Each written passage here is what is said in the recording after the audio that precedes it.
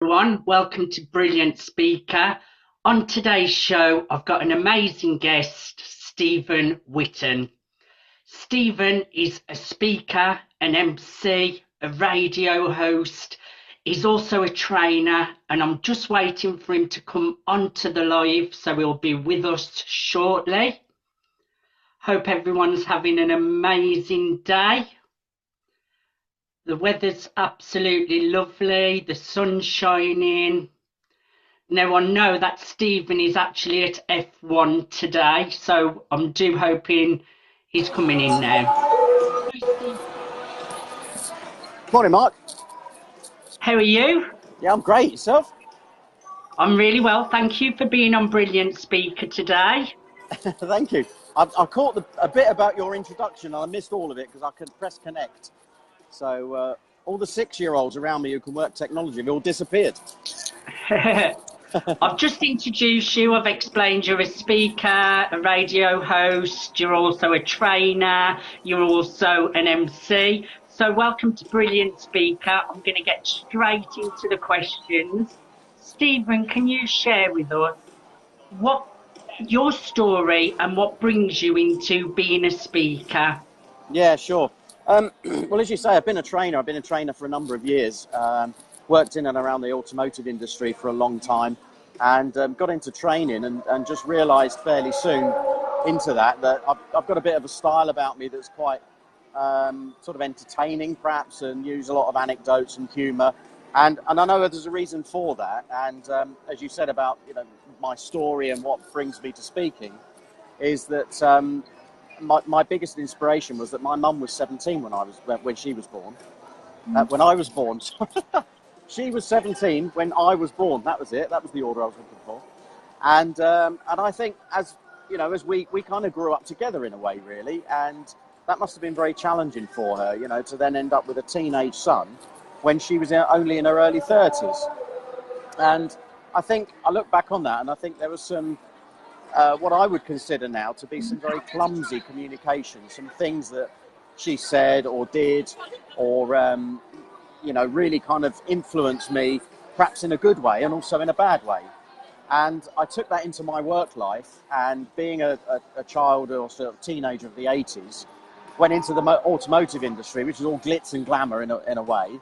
And to be honest, getting into an industry like that and being around cars and expensive merchandise and so on, it was almost, dare I say, a little bit of a kind of snubbing my nose at my family for saying, you tried to steer me into one direction, put me in a box and say things to me that were a bit unhelpful. So, for example, my mum used to say to me that girls don't go out with fat boys that wear glasses. And, so, and she was right, actually, to be fair, if I remember rightly. But that changed after a while, of course, and I got married. And, as I say, in the motor industry, lots and lots of glitz and glamour around me and stuff that was a little bit sort of, look at me, mum, despite what you said, I've done okay. And that has actually now transferred into the stuff I talk about, which is all about your inner voice, how that can affect you having a winning attitude. I have a little friend that works with me on the talks that I do about the inner voice, and I couldn't bring him with me today because, as you can see, we're at Silverstone and doing all the stuff about winners' attitudes here. So I bought the mini version, and he's my little friend, my little monster, and he represents the inner voice, because that little monster that's in your head that says good things and bad things. So, if I ever doubt myself or if I ever look at things that I've done over my life, quite often it's been as a result of the little things that little fella's said in my ear. And I think lots of other people are the same. So, and some of that's driven by perhaps their parents or teachers or people they've worked with. And some of it can be helpful and some of it is unhelpful. Well, like you, I've got a little duck, what represents the inner voice in my head, and that's what I try and control to stop talking in my head. So I've got a little duck, just like you've got your little monster, and everyone's got a little voice in the head as well, Exactly. haven't they, Stephen? Yeah, exactly. Listening to your story as well, great to hear how your past has really influenced what you're doing in your future. Mm. Sometimes what people do in your past influence your future decisions, don't they, Stephen? So that's great how it's motivated you to go out and follow your passion into doing what you do. Yeah, definitely. And I think, and when we work with teams, we do a lot of work with teams around communication. And one of the things that's latest thing for us is about winning attitude. And of course, you know, as I said, we're here at Silverstone today. We've got a few of our clients with us. And our kind of message here is about, look, this is a winner's attitudes retreat, because, you know, Lewis Hamilton doesn't get out on there on tomorrow or Sunday and go, well, you know.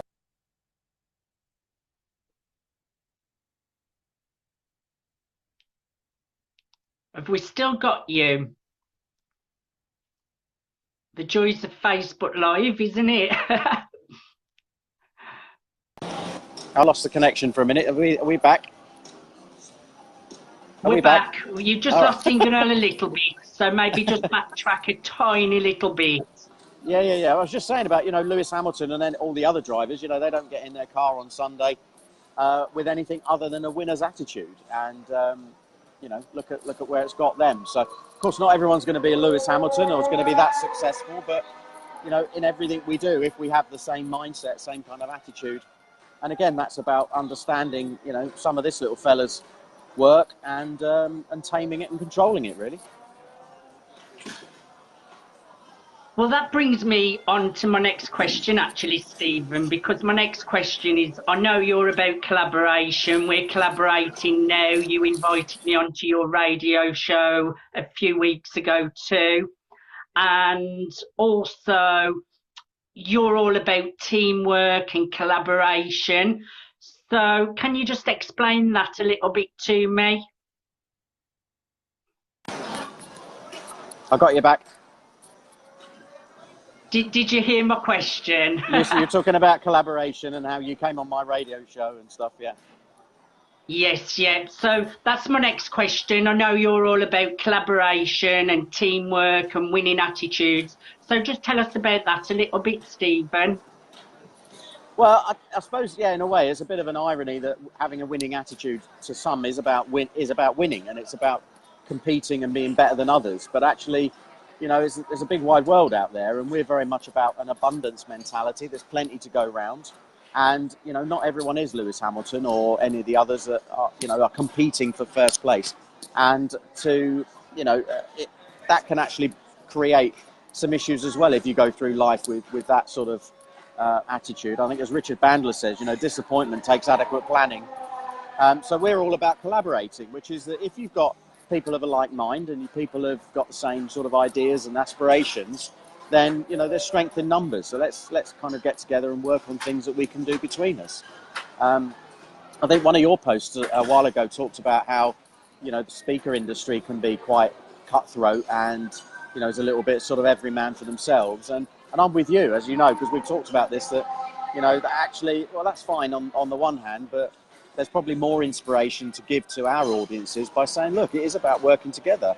And if you're in a team and everyone was wanting to be the winner, well, you'd never get teamwork done, would you? So, you know, Lewis Hamilton doesn't change his own tyres. He's got people around him that work together and collaborate and work as a team to make that happen. So 100% collaboration is massive for us. I totally agree. Everyone collaborating together, everybody thrives. It doesn't need to be dog eat dog, and No. especially in the speaking and coaching industry. And we're shining examples. I've collaborated with you, you've collaborated with me, so that's all great. That brings me to my next question, and everyone needs good presentation skills. Can you give Yeah. us a few tips?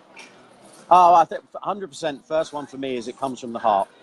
Absolutely comes from the heart. Tell your story. You know, the word authentic is used to death a little bit these days, but I think authenticity for me means be yourself. It means be, you know, who you are and let people see a bit of that.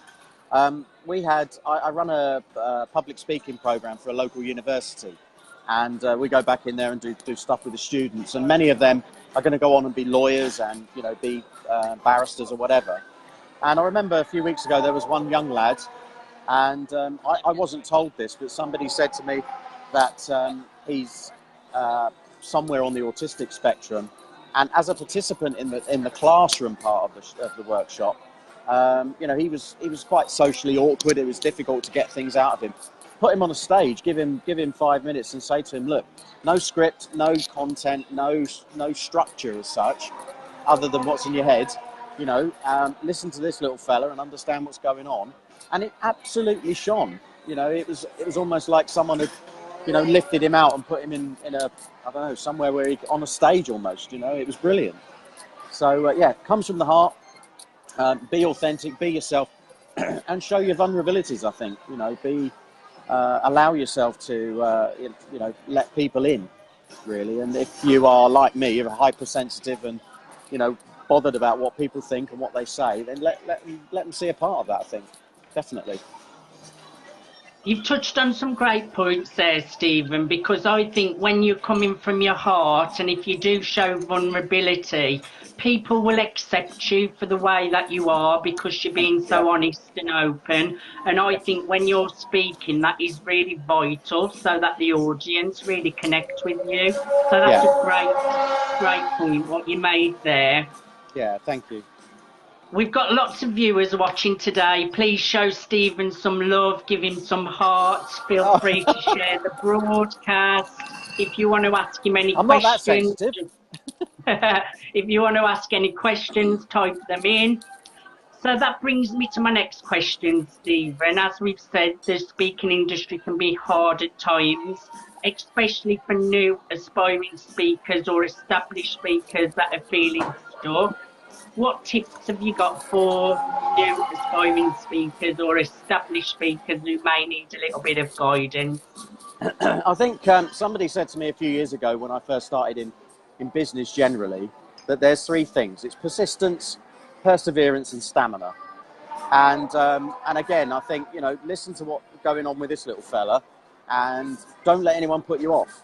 And just because you might be in the same room as speakers who quite clearly are, at the top of their game and earning thousands of pounds doing speaking gigs, if you're at the other end and you're not there yet, or you're doing stuff for free, or you're doing stuff for a lot lower fees, use that as, well, that's all part of building your profile. It's part of building who you are.